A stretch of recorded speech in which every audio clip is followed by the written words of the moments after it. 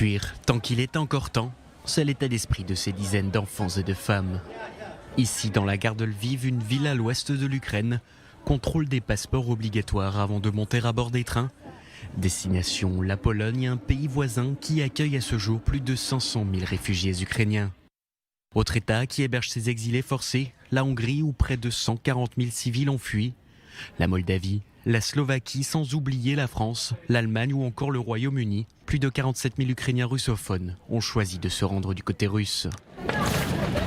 La Roumanie accueille elle aussi des réfugiés. Ici, dans une ville proche de la frontière au nord du pays, l'émotion est palpable au moment des retrouvailles. Après un voyage pénible de plusieurs heures, cette Ukrainienne rejoint son frère.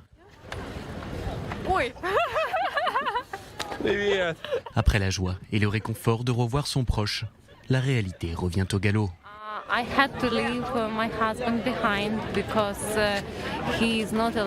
J'ai dû abandonner mon mari parce qu'il n'est pas autorisé à traverser la frontière et j'ai dû abandonner mes parents parce que nous avons des parents plus âgés dont ils doivent s'occuper.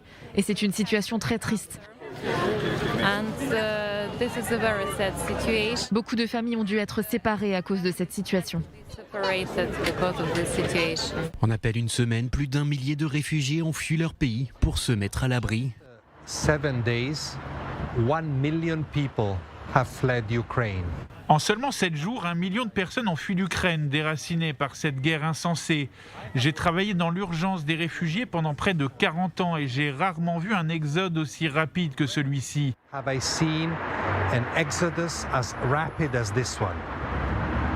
Hour by Heure par heure, minute par minute, de plus en plus de personnes fuient la terrifiante réalité de la violence. reality of violence. Et l'urgence est de mise, les ministres européens de l'Intérieur réunis ce jeudi à Bruxelles se sont mis d'accord pour accorder une protection temporaire aux réfugiés fuyant la guerre en Ukraine. Elle permettra à ces derniers de séjourner jusqu'à 3 ans dans l'Union européenne, d'y travailler, d'accéder au système scolaire et d'y recevoir des soins médicaux.